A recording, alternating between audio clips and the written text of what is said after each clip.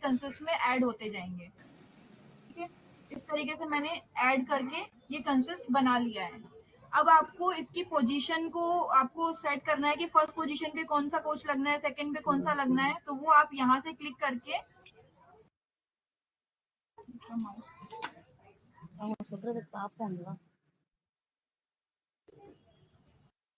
इस तरीके से आप ड्रैग एंड ड्रॉप कर सकते हैं। कोचेस को उठा के आप यहाँ पे इसकी पोजीशंस को चेंज कर सकते हैं। ठीक है, इस तरीके से मूव करके आप पोजीशंस बना सकते हैं। अगर आपने गलती से कोई ऐड कर दिया है यहाँ पे लिस्ट में, तो आप उसको डिलीट भी कर सकते हैं इस तरीके से। ये आपका यहाँ से डिलीट हो जाएगा। आपको सिर्फ स्वैप करना है क्लिक करके, और ये पूछेगा आर यू श्योर यू, हाँ लेफ्ट की तरफ स्क्रॉल करना है, तो वो आपका डिलीट हो जाएगा। फिर आपने अगर बाय मिस्टेक इसको डिलीट कर दिया है और आप उसको कनेक्ट பண்ணி கேளுடி, प्लीज म्यूट हो जाइए। टी दिव्या,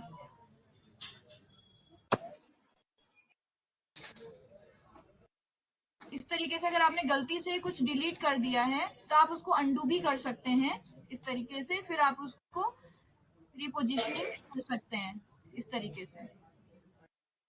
फिर आपने जब सेव पे क्लिक किया तो आपकी रेक क्रिएट हो जाती है। एक चीज और यहाँ पे ऐड करेंगे, जो ये आप रेक नेम दे रहे हैं, जो यहाँ पे आप रेक नेम लिखेंगे वो आपका लोकल नेम होगा। आप कुछ भी लिख सकते हैं उसमें, जैसे आप अपने डिपो का नाम लिख सकते हैं, कुछ भी लिख सकते हैं। यही रेक बीपीसी बनाते हुए आप यूज करेंगे। कॉन्ट्रेरी टू सीएमएम, उसमें क्या होता था कि अगर आप रेक मेंटेन कर लेते हैं और बाद में उसका डेस्टिनेशन चेंज करना चाहते हैं तो आपको रेक डिलीट करना पड़ता था, दोबारा से क्रिएट करना पड़ता था। इसमें ऐसा नहीं होगा, वो आपका लोकल नाम से सेव हो जाएगा। बीपीसी के टाइम पे आप उसको किसी भी ट्रेन नंबर से चला सकते हैं। जनरली ये होता है कि आपने रेक मेंटेन किया, बंचिंग के टाइम पे या चेंज कर दिया, तो आप यहाँ पे कर सकते हैं। ये इसमें एक्स्ट्रा प्रोविजन है।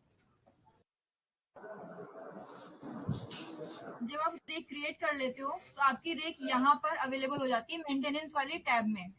अभी मैंने जो ये 6 कोचेज वाली रेक क्रिएट की थी वो मेरे पास यहाँ पर अवेलेबल हो गई है। टेस्ट 1 वीबी नाम से क्रिएट की थी, प्लस मैं टीवीसी से लॉगिन हूँ इसलिए टीवीसी, और मेरी ये फर्स्ट रेक नंबर की एक नंबर में मैंने 1 वैल्यू दी थी, तो वो इस तरीके से हम उसको क्रिएट करते हैं। जब इस पे हम क्लिक करेंगे तो यहाँ पर हमारे पास में मेंटेनेंस की जो हम जो एग्जामिनेशन और प्लेसमेंट ये सब एक्टिविटीज करते हैं उसका हमारा पेज ओपन इसमें हो जाता है, जिसमें आप यहाँ पे प्लेसमेंट डेट एंड टाइम डालेंगे, प्लेसमेंट करेंगे, फिर एग्जाम स्टार्ट करेंगे, कंप्लीट करेंगे, ये सारी एक्टिविटीज आप यहाँ पे करोगे। उसके अलावा यहाँ पे कंसिस्ट जो हमने ऐड किया था वो यहाँ पे डिस्प्ले होता है। यहाँ पर आपके पास अगर इन कोचेज में से किसी भी कोच में कोई भी डिफेक्ट है तो आपको यहाँ पे हाईलाइट हो जाएगा। ठीक है, खुद से आप जाके डिफेक्ट भी ऐड कर सकते हो, यहाँ पर जाकर आप डिफेक्ट ऐड कर सकते हो कोई अगर कोच में डिफेक्ट होता है तो। अदरवाइज आप यहाँ पे प्लेसमेंट करेंगे, प्लेसमेंट डेट एंड टाइम डालेंगे और प्लेसमेंट करेंगे। अगर आप देखोगे तो मैंने अराइव किया है 11:23 पे, ठीक है, लेकिन आप प्लेसमेंट करने जा रहे हो 11:21 पे, तो सिस्टम आपको अलाउ नहीं करेगा, क्योंकि नेक्स्ट इवेंट का कोई भी टाइम होगा वो प्रीवियस इवेंट के पहले का नहीं हो सकता है। ठीक है, तो हम टाइम जो भी डालेंगे वो प्रीवियस इवेंट के बाद का ही डालेंगे।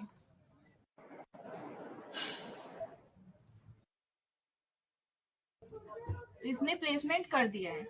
इसी तरीके से आप एग्जाम स्टार्ट टाइम डालेंगे और फिर एग्जाम स्टार्ट कर देंगे, एग्जाम कंप्लीट कर देंगे और रेक रिलीज कर देंगे।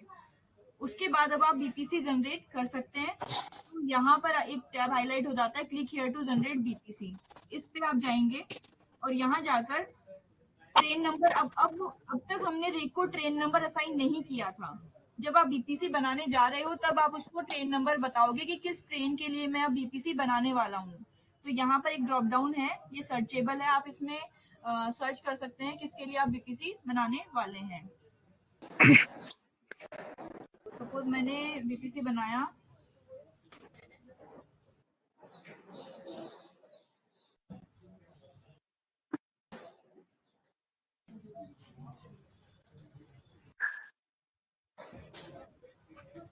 20633 ट्रेन के लिए मैंने अगर बीपीसी बनाया तो मुझे यहाँ पर 20633 ड्रॉप डाउन में सर्च करना है।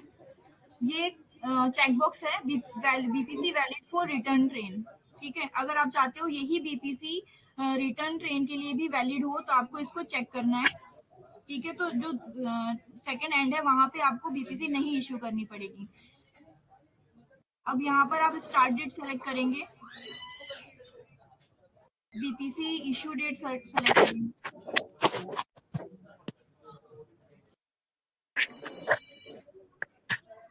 बीपीसी इशूड बाय जो भी आप फिल करते हैं वो यहाँ पे सारी डिटेल्स डालेंगे। जब आप BPC valid for return date डालेंगे तो आप बीपीसी नंबर डालेंगे यहाँ पे। अभी मैं टेस्ट डेटा डाल रही हूँ। मैनुअल बीपीसी नंबर भी आप डाल सकते हैं यहाँ पे। हाँ, फ्रेश अगर आप फ्रेश बीपीसी बना रहे हैं तो आपके लिए ओल्ड बीपीसी नंबर डालना जरूरी नहीं है। ये उस केस में आएगा जब आप रिवैलिडेट करेंगे बीपीसी को, जब हम कॉन्टिन्यूटी वगैरह देते हैं तो उस केस के लिए ओल्ड बीपीसी, लेकिन अभी हमने कुछ भी इसमें मैंडेटरी नहीं किया है। यहाँ पे बीपीसी वैलिडिटी जो आप सीएमएम में अभी भरते आए हैं, जो भी आप देना चाहें, नंबर ऑफ डेज में, किलोमीटर्स में, जो भी लिखना चाहें आप लिख सकते हैं इसमें। वैलिड फॉर रिटर्न या जो भी आप लिखते हैं, वैलिड फॉर 3500 किलोमीटर लिख देते हैं हम यहाँ पे।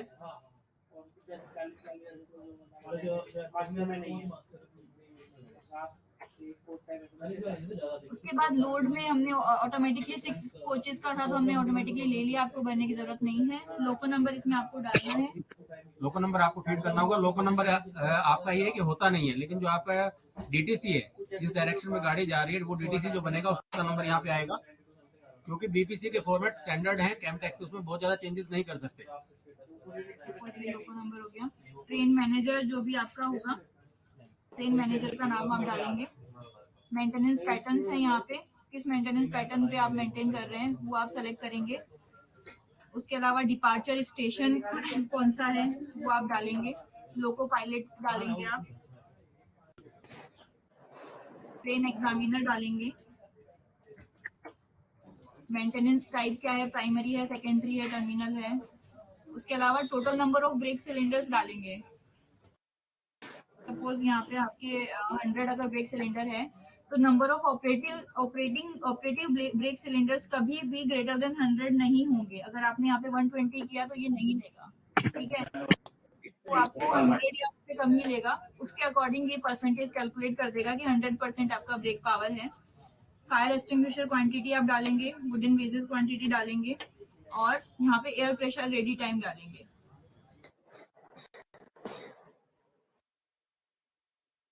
और ये आपके एयर प्रेशर की डिटेल्स हैं। अभी हमने इसको फ्री रखा हुआ है, कोई बाउंडेशन नहीं रखी है, कोई रेंज नहीं है, तो आप जो होती है वो आप यहाँ पे डालेंगे। सबमिट पे क्लिक करेंगे तो आपका यहाँ पे बीपीसी ग्रांट हो जाएगा और यहीं पे आपका प्रिंट वाला फॉर्म ओपन हो जाएगा। हमने ये लिंक ट्रेन वाली डाली थी, सेलेक्ट किया था, तो यहाँ पे आप देखोगे तो यहाँ पे इसके लिंक ट्रेन के साथ में बीपीसी जनरेट हो जाती है। 20633 की मैंने एंट्री की थी तो इसका लिंक ट्रेन था 20634, तो उसके साथ में ये बीपीसी निकाल देता है। ये सारी आपकी डिटेल्स आ जाती है। फिर आप इसको यहाँ पर प्रिंट का बटन है, उससे आप प्रिंट कर सकते हैं और प्रिंट निकाल सकते हैं। उसके अलावा यहाँ पर शेयर भी कर सकते हो आप, और यहाँ पे डेस्कटॉप पे डायरेक्ट डाउनलोड कर देता है। अगर आप मोबाइल में देखोगे तो ये आपको शेयर करने का ऑप्शन देता है, जिसमें आप व्हाट्सएप पे या कहीं पे भी आप इसको शेयर कर सकते हो। जो भी प्रिंट निकालते हो बीपीसी, वो यहाँ पे आपको बाद में दोबारा निकालनी हो तो प्रिंट बीपीसी वाले टैब में आपके पास वो अवेलेबल रहती है। जो भी हमने जनरेट की थी, आप यहाँ से दोबारा जा करके फिर से निकाल सकते हो।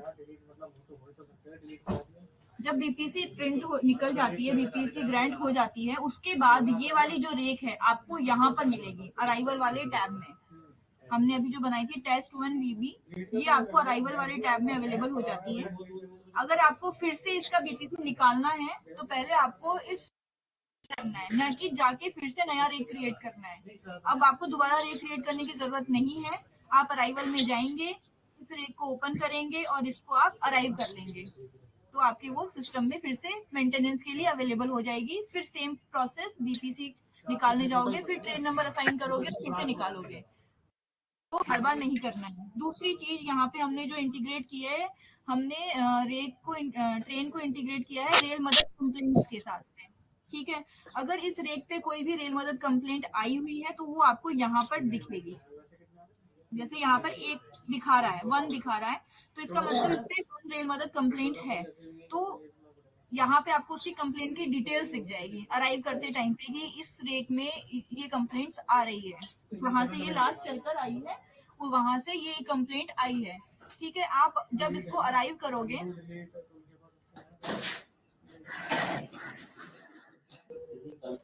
जब आपने यहाँ पे अराइव की तो आपके पास मेंटेनेंस में ये फिर से अवेलेबल हो जाएगी। अब आप इसको फिर से मेंटेन करोगे और फिर से आप इसका प्लेसमेंट और ये सारी एक्टिविटीज आप यहाँ पे करोगे। रेल मदद कंप्लेंट आपके पास अराइवल के टाइम पे भी रहेगी, मेंटेनेंस में भी रहेगी। जब तक आप इसको रिजोल्व नहीं करेंगे ये टैग होती रहेगी। करना आपको ये है कि आपके पास जो इसे रेल मदद कंप्लेंट दिखाई देगी वो जो कमर्शियल के नंबर होते हैं A1, A2, A3 इस तरीके से दिखाई देती है। आपको उसमें अपना कोच नंबर अभी मैप करना है कि आपका जो कोच नंबर था सपोज 15607 था, तो आपको ये दिखाना है कि A1 जो था मेरा ये कोच था, उस कोच में कंप्लेंट आई है। ये आपको मैपिंग करनी है, उसके बाद आप उसको रिजोल्व कर दीजिए।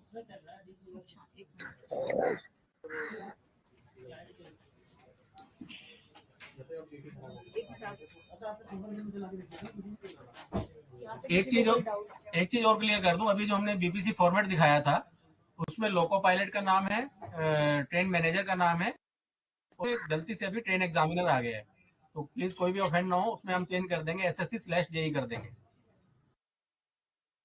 उसमें थोड़ा सा चेंज रिक्वायर्ड है, वो हम चेंज कर देंगे, तो SSC/JE CNW आ जाएगा जैसा कि यहाँ नीचे आता है। लेकिन फीडिंग फॉर्मेट में आपका जो आ रहा था ट्रेन एग्जामिनर वर्ड आ रहा था वो नहीं आएगा, यही आएगा SSC/JE CNW, name and signature. Signature वहां नहीं आएंगे, नेम आ जाएगा। वो करेक्शन हम अभी कर देंगे।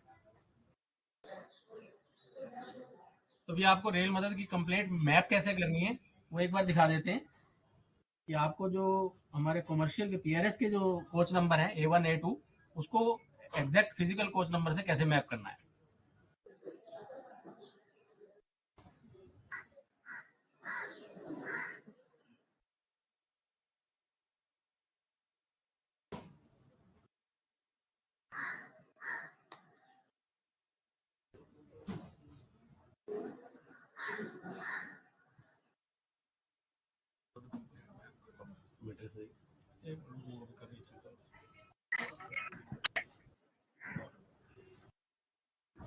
एक मिनट होल्ड करिए।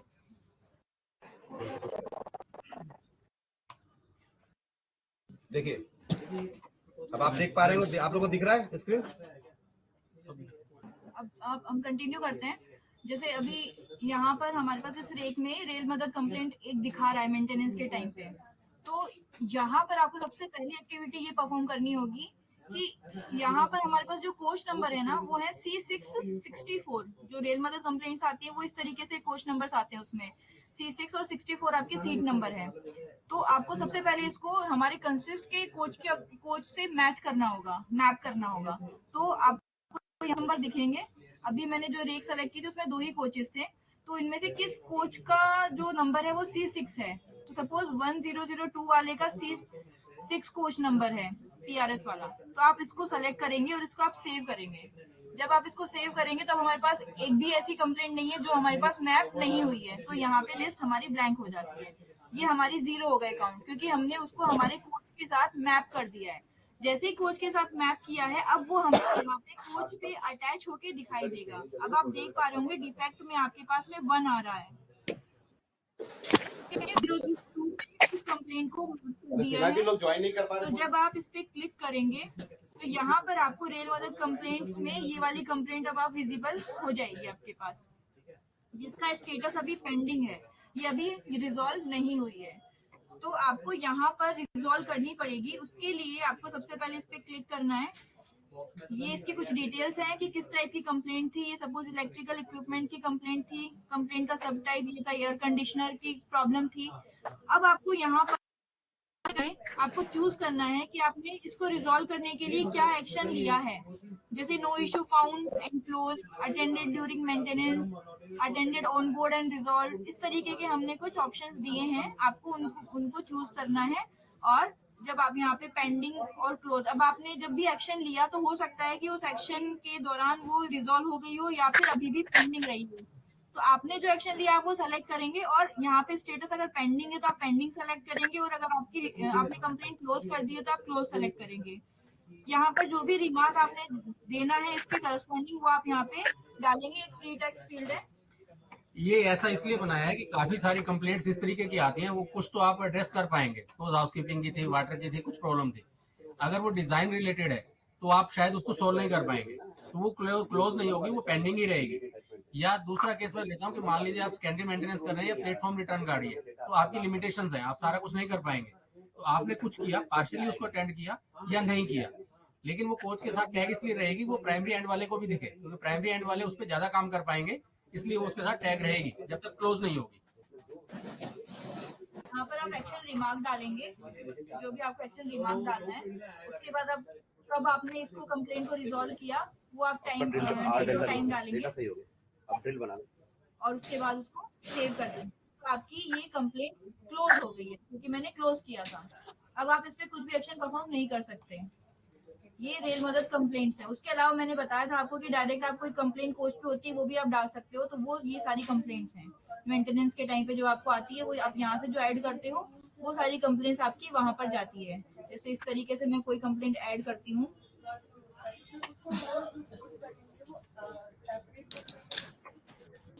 तो ये वाली कंप्लेंट आपकी डायरेक्ट कंप्लेंट्स में ऐड होती है कि आपने कोई कंप्लेंट कुछ डिफेक्ट ऑब्जर्व किया, वो आप यहाँ पे आपने ऐड कर दिया तो आपको यहाँ पे दिखता रहेगा। इसको भी आप जाके रिजॉल्व कर सकते हो। अटेंड के अलावा भी क्या ऑप्शन आता है? ऑप्शन बताओ, अटेंड के अलावा इसमें वो है अटेंडेड पेंडिंग इन्फॉर्म टू, मतलब एक्शन वही है, आप अटेंड कर रहे हैं अभी भी पेंडिंग है, या फिर आपने एसएसबी को इन्फॉर्म कर दिया है तो किसको किया उसका नेम और मोबाइल नंबर आप डालें। इस तरीके से आप डिटेल डाल के उसको सबमिट कर सकते हैं। ये बेसिकली फ्यूचरिस्टिक स्टेप भी है। इसमें आपका जो आने वाले टाइम में ऑनबोर्ड जो स्टाफ चलेगा वो भी रिकॉर्ड करेगा। इसमें ये प्रोविजन उसके लिए भी दिया गया है ताकि आपको ऑनबोर्ड स्टाफ 2 तरीके के 3 तरीके के एक्शन जो हमने दिखाए हैं वो ले पाएगा कि उसने कुछ आपके डिपो को इन्फॉर्म कर दिया है, पेंडिंग है, या उसने अटेंड कर लिया, तो ये रिकॉर्ड वहां से भी जनरेट होता रहेगा। आपके मेंटेनेंस में भी आप कर सकते हैं, किसी भी लेवल पे जाके कर सकते हैं। अगर मैं इसको क्लोज कर देती हूँ, अटेंडेड कर देती हूँ, तो क्लोज हो जाता है। तो ये आपका क्लोज हो गया। अब आप इस पे कुछ एक्टिविटी परफॉर्म नहीं कर सकते। इस तरीके से आप इसमें कंप्लेंट रेल मदद की आप मैप करेंगे, उसको रिजॉल्व करेंगे। जब आप रिजॉल्व कर देंगे तो आपके यहाँ से वो डिफेक्ट में से वो हट जाएगा। अब आपको वहाँ पे डिफेक्ट नहीं दिखाई देगा। तो ये पूरा इसका साइकिल है। उसके अलावा मैं आपको एक चीज और बताना चाहती हूँ कि जब आप बीपीसी निकालने जाते हैं, जैसे मैंने यहाँ पर 1140 के बाद जब आप बीपीसी निकालने जाते हैं यहाँ पे, तो आपको ट्रेन नंबर की ये लिस्ट दी हुई है। इस लिस्ट में अगर आपको ट्रेन नंबर नहीं मिलता है, ठीक है, तो आप क्या करेंगे, सबसे पहले जिस ट्रेन के लिए आप बीपीसी निकालने जा रहे हैं उसकी एंट्री यहाँ पे करेंगे। ये भी वन टाइम एक्टिविटी होगी, ऐड ट्रेन।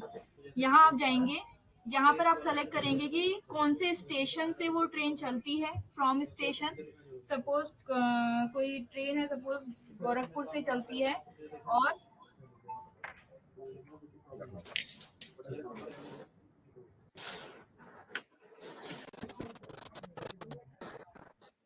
लखनऊ चलती है, तो आप यहाँ पे फ्रॉम स्टेशन में गोरखपुर सेलेक्ट करेंगे और टू स्टेशन में लखनऊ सेलेक्ट करेंगे।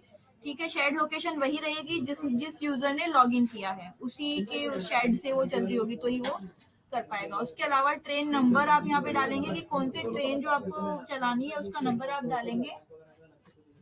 तो यहाँ पे सपोज ऐसे ही मैं रैंडम डेटा डाल रही हूँ, ट्रेन नंबर ये डालेंगे और उसकी जो लिंक ट्रेन होगी, जो बीपीसी में हमारे पास मैंने ऑप्शन दिया हुआ है कि उसमें चेकबुक सेलेक्ट करेंगे तो लिंक आ जाएगा, तो वो लिंक ट्रेन नंबर आप यहाँ पे डालेंगे कि ये वाली रिटर्न में कौन सी ट्रेन बन के आने वाली है वो आप यहाँ डालेंगे। रनिंग डेज जो फील्ड है, रनिंग डेज फील्ड का मतलब ये है कि अगर आपकी ट्रेन आज चल के आज ही आ जाती है वापस, तो उसका रनिंग डेज 1 होगा। अगर वो कल आती है रात को 12 बजे के बाद में डे अगर चेंज हो जाता है, तो उसका रनिंग डेज 2 होगा। इस तरीके से रनिंग डेज की वैल्यू आपको फिल करनी है। मैंने इसका डिस्क्रिप्शन भी लिखा हुआ है। Running days field value correspond to the number of days it takes for a train to reach its destination. Specifically, if the train arrives at its destination on the same day it departs, the running day field value will be set to 1. In similar fashion, if the train reaches its destination on the following day, the field value will be 2 and so forth. Generally वही convention है जैसा कि हम railway में follow करते हैं, कुछ नया नहीं है। ये थोड़ा सा समझाने के लिए नीचे लिख दिया है। अगर सेम डे ट्रेन पहुंच रही है तो नंबर ऑफ डेज 1 रहेगा, नेक्स्ट डे पहुंच रही है तो 2 रहेगा, तीसरे दिन पहुंच रही है तो 3 रहेगा। 12 बजे के बाद जैसे हमारा 24 आवर क्लॉक चलता है, डे चेंज होता है, ये बिल्कुल वैसे ही भरना है।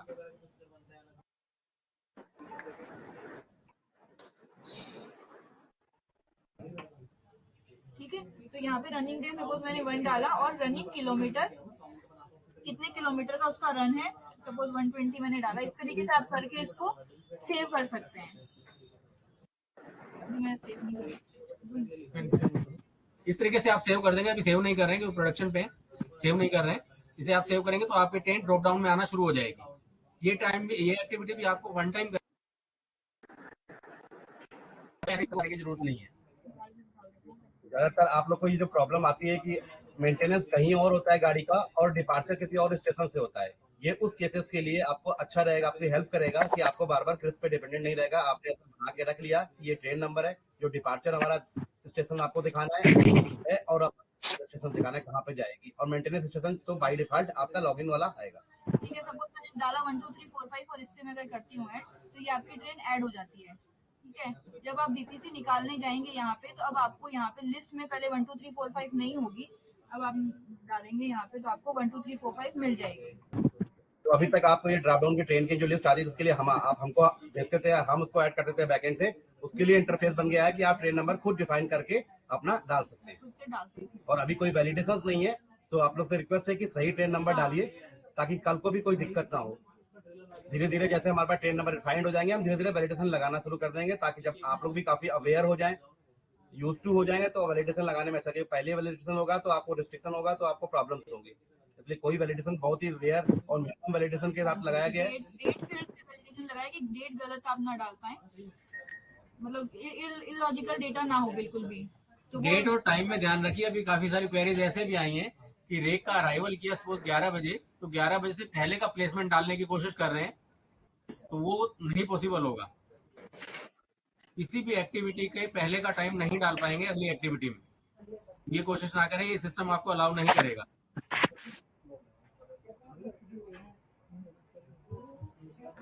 हमारे एंड से ओके कंप्लीटेड है पूरा प्रोसेस। अगर कुछ क्वेरी हो तो आपको जब रेक रिलीज हो जाती है उसके बाद में अगर आपने अभी यहाँ से सपोज बीपीसी जनरेट पे आप नहीं गए हो, तो आप यहाँ से भी जा सकते हो। उसके अलावा बीपीसी वाले टैब में जितने भी रेक रिलीज हो चुके हैं आपके डिपो के, वो आपको यहाँ पे लिस्टिंग मिल जाती है, तो आप यहाँ से भी जाके डायरेक्ट बीपीसी फॉर्म ओपन कर सकते हो।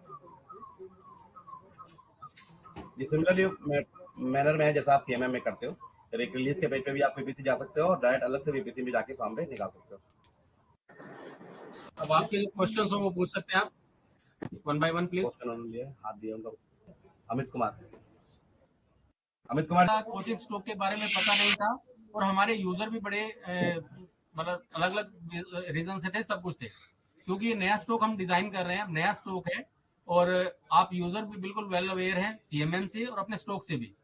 तो हम ये चाहेंगे सबसे बेहतरी में यही होगा कि इसको फुल प्रूफ बना दिया जाए सिस्टम को। इसमें जो सीएमएम में प्रॉब्लम्स आ रही हैं अभी, वो प्रॉब्लम्स ना आए। तो इसमें आपका कोऑपरेशन एंड पार्टिसिपेशन एंटिसिपेटेड है, रिक्वेस्टेड है। तो आप इसमें एक्टिवली काम करिए। आपके टेलीग्राम ग्रुप पे डालते रहिए, इंडिविजुअली फोन कर सकते हैं, सब कुछ है आपके पास। तो आपका सहयोग इसमें बहुत ज्यादा जरूरी रहेगा, अच्छे से एप्लीकेशन बन के आएगी। तो इसी बारे में, इसी को आगे बढ़ाते हुए, अभी तक जितना आप यूज कर रहे हैं, खाली बीपीसी पे बात करेंगे। अभी कोई खास प्रॉब्लम आ रही हो, या इसको आप कहाँ तक ठीक मानते हैं, कितनी प्रॉब्लम्स है, कितना ठीक है, आपका फीडबैक बेसिकली। सुखलाल जी मीटिंग होगी अभी चल रही है सर। बता दीजिए, मैं भी 2 मिनट लूंगा। जी सर। तो अभी हमारे जीएम सर आपको साथ आ गए हैं। जीएम सर कुछ कहना चाहते हैं, एड्रेस करेंगे। अच्छा, कितने लोग लगभग ज्वाइन किए ठकराल जी? कितने लोग हैं? 88 के आसपास में 88 लोग। लगभग 80 लोग आए हैं। बहुत बढ़िया, बहुत अच्छी नंबर है। और एक जो नई पहल हमने स्टार्ट की है ट्रेन 18 के माध्यम से, ट्रेन 18 या ट्रेन सेट जो भी आप लोग अपने लोकेशन पे बोल रहे हो, तो हमारी टीम आपको चाह रही है कि इसमें जो डिजिटल प्रिंट हम स्टार्टिंग से ही लेके चलें, जिससे कि हमारे पास डेटा आता जाए।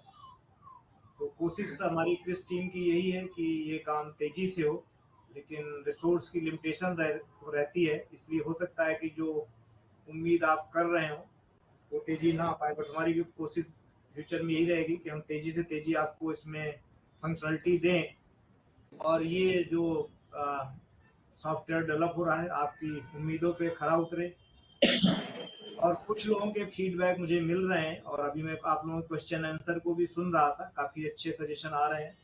तो जैसा कि हमारे ठकराल जी ने और मुकेश जी ने या चंचल ने आप लोगों को समझाया होगा कि बहुत कुछ जो भी डिजाइनिंग होती है, डिजाइनिंग की प्रोसेस होती है। डिजाइनर जो बनाता है चीज़ें, हम लोग भी R&D के लोग ही हैं। सॉफ्टवेयर भी एक प्रोडक्ट है, उस प्रोडक्ट को डिजाइन करने में जो हमारे विचार होते हैं, जो हमें पता रहते हैं, उसके आधार पर हम डिजाइन कर देते हैं। जरूरी नहीं है कि हम बिल्कुल सही हों और आपकी तो आप आते रहेंगे तो उससे हमें आपको समझने में मौका मिलेगा। और सेकंड, ऐसी कोई चीज है जो सभी लोग चाहते हैं और हम नहीं दे पा रहे हैं, तो उसको जरूर हम उसको एकोमोडेट करेंगे, क्योंकि उसके बिना अगर कोई प्रोडक्ट बनता है तो मुझे मालूम है कि वो पसंद नहीं आएगा। तो ऐसे में आपकी भागीदारी, पार्टिसिपेशन मस्ट है। बार बार जो भी मीडियम चाहें आप रिकॉर्ड करके भेजना चाहें, हिंदी में लिखना चाहें, इंग्लिश में लिखना चाहें, आप अपना प्रिंट निकाल के कागज पे लिखना चाहें, तो my team is open. If team is not open, at least I am open, that I assure you. तो आप मेल के माध्यम से मुझे पर्सनल मेल, व्हाट्सएप या इवन कॉल करके अगर बताएंगे तो कुछ चीज़ों को हम लोग अभी से लेते चलेंगे, जिससे कि बाद में दिक्कतें नहीं आएंगी। जो लोग आईटी से वाकया कम रखते हैं उनको थोड़ा बताऊं कि जैसे कि आप अपने जीवन में एक मकान बनाते हैं, उसी तरह से मकान बनाने के लिए एक मैप की जरूरत पड़ती है, और जैसा मैप बनेगा वैसे ही बिल्डिंग तैयार होती है। तो उसी प्रकार से हमारे इस सॉफ्टवेयर प्रोडक्ट के लिए एसेंशियल है कि आपकी रिक्वायरमेंट क्या है।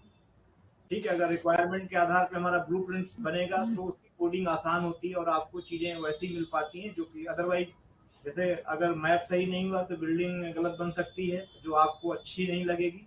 वैसे ही अगर सॉफ्टवेयर की रिक्वायरमेंट आप हमने अपने ब्लूप्रिंट में शामिल नहीं किया तो आपको भी पसंद नहीं आएगा। तो इस चीज़ को आपको समझना होगा।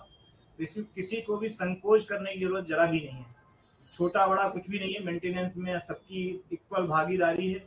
बल्कि ग्राउंड लेवल के लोग जो काम कर रहे हैं उन्हीं की लाइफ को हमें स्मूथ बनाना है, अच्छा बनाना है। उस सॉफ्टवेयर का यही प्रयास रहता है, जिससे कि आपको आपके ऊपर अनावश्यक स्ट्रेस ना हो, इंफॉर्मेशन का लोड ना हो। क्योंकि आप पुराने लोग जानते हैं कि पहले कंट्रोल मैसेज के द्वारा सारा वर्किंग होती थी। 4 दिन पहले कोई घटना हुई है, वो आप 4 दिन तक उसको, आज ट्रेन आ रही है तो आप समझिए कि आज से 4 दिन पुरानी इंफॉर्मेशन को आपको अपने पास रखना होता था। अगर कहीं मिस करते थे तो उसके क्या रिपरकशन थे, आप सभी भली भांति परिचित हैं। इस चीज को मैं दोहराना नहीं चाहूंगा। तो आईटी जो है आपके ऊपर, जो आईसीटी या मतलब इंफॉर्मेशन टेक्नोलॉजी का जो रोल होता है वो बहुत बड़ा होता है कि आपके ऊपर अनावश्यक इंफॉर्मेशन का दबाव नहीं रहता, और जब आप काम पर पहुंचते हैं तो आपको इंफॉर्मेशन पहले से ही मिल जाती है। इसी को देखते हुए हमने पहले प्रयास में किया कि जो हमारा लो हैंगिंग फ्रूट था कि रेल मदद की कंप्लेंट आ रही है, तो रेल मदद की कंप्लेंट को क्यों ना हम अपने ट्रेन सेट मेंटेनेंस को दिखाएं, क्योंकि उसमें से हो सकता है कुछ इनपुट ऐसे मिल जाएं जो आपके मेंटेनेंस को इम्प्रूव करने में सहायक होंगे।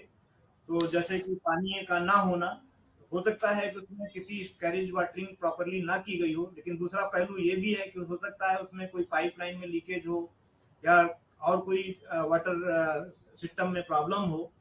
तो ऐसे में जैसा कि ठकराल जी समझा रहे थे, तो हमारा कुल मिला के उद्देश्य है कि उस चीज को अगर आप ठीक कर सकते हैं तो अच्छी बात है, रेक्टिफाइड हो जाती है। अगर नहीं है तो आप मार्क कर सकते हैं, जिससे कि अगले डिपो में उसका अटेंशन अच्छे से हो जाता है, जिससे कि कम से कम प्रॉब्लम। आपको मालूम होगा कि रेल मदद में मैक्सिमम क्लीनिंग और वॉशिंग की प्रॉब्लम सबसे ज्यादा होती हैं।